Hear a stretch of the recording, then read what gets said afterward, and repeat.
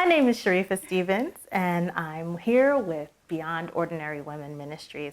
Today I'll be talking with Kelley Mathews. Thanks for coming, Kelley. Today we're going to be talking about protecting our kids as Bible teachers. We're living in a world of emerging technology. Our thoughts, our pictures, our opinions can be instantaneously downloaded to the World Wide Web.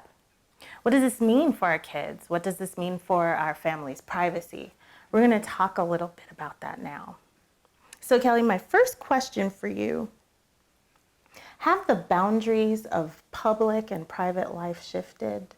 Yes, of course. Technology has really merged the two, in my opinion, with the social media especially. And as a writer, which is what I have done primarily in the ministry world, it's wonderful to have such fodder for illustrations and stories right there at my feet with all the children.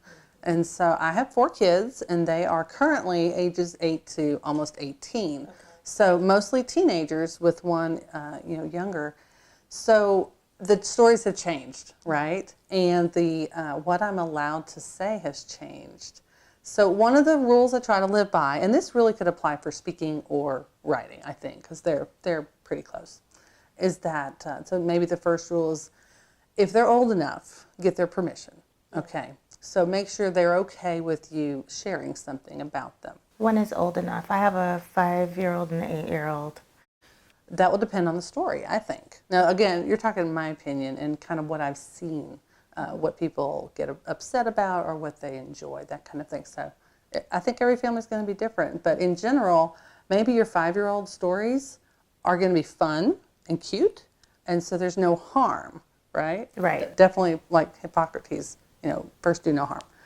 Right. But with the older ones, I have to ask permission for every photograph. Can I post this? Half the time they're like, here, Mom, post this. Oh. They want me to. That's just for Facebook or, that kind of thing, not to be used as an illustration. Right. So the second rule in writing in particular is when you're telling a story, always make yourself the bad guy, not somebody else. That's important. And it's the same thing with your children. If you're going to tell a story and you want to make a point, please don't make your children out to be the horrible example or the perfect person either. So there's these extremes you can go to. I have my 8-year-old has been really clever with his words. He's funny, okay? Yeah. And more than my own immediate family believes that. So we enjoy him. He is just a lot of fun. Maybe it's that final, that youngest child thing. So I have a hashtag that I make, and it says, I love currently 8-year-olds, but it has gone back to when he was 5 from our carpool conversations. And he would say something clever or silly or profound, and we would say, write that down. And so we would hurry up and post it with, I love 5-year-olds or I love 6-year-olds. And mostly I used it as a way for myself to remember it. Yeah. But I got so much feedback from people who just loved him. They all feel like they know him. Yeah. But I try to keep it positive and nothing that that he would be embarrassed about later. So it's definitely a judging kind of thing. But first rule, don't use anyone else as your lesson, if that makes sense. Self-deprecating kinds of stories always resonate better with your audience. Right. So I have a question about how that translates to pictures, if it does. Mm-hmm. I am on Instagram, and I have a public account and I have a private account. Okay. Right? Because I want for my kids' pictures to be in that private account that I approve of the people who are following me. Absolutely. But for my public writing account, I don't really want my children's pictures to be available to the public. I don't know if I'm being like hyper vigilant or hyper. I wouldn't say that. I think that's a great rule for any family to follow, if that's how you use Instagram. Right. If you want your friends and family to see that, make it just for them, and you can totally, judge who gets to be in that group of followers. But if you only use Instagram for nature or just pure ministry, you could keep it public. Right. So it's all in how you decide to use that particular kind of social media. So do you have like a cheat sheet for writers or communicators for do's and don'ts As far as writing about? family.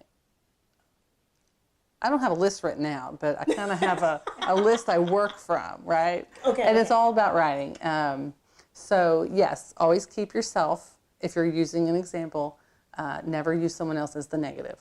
Right. Okay, yourself. Let them know that you're imperfect and that you have learned your lesson maybe, or that whatever your point is, you are in it. They can empathize with you because you've lived it. Okay, as opposed to saying, when my son did A, B, or C, haha, I really showed him and I taught him how to be a better kid. That doesn't work so well. So never make your family members the villain or the savior. Right. I think that's a good, safe, rule of thumb on that. Again, personal pictures, the older they get, the more they're going to have a say, and they're going to care what you put out there about them. I have one son who's super private, and I can't put anything in pictures. And sometimes I will tell stories because I will overhear a conversation between 2 or 3 children. So I will say kid A, B, or C, and I won't name anybody. And just to get the feel for this humorous conversation that may have happened, or profound or something. And so I try to protect their identities that way.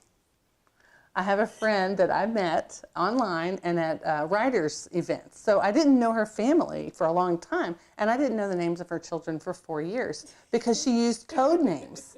So Lucy was Widget or something. I mean, like, you knew it was a code name, but it protected those children appropriately. So she could tell all the stories she wanted without giving away their privacy. That's good. Okay. So that's just one strategy you could use. Well, thank you. Thank you so much for giving us some great advice on how to protect our kids as Bible teachers. There'll be more videos that you can watch about momming and ministry.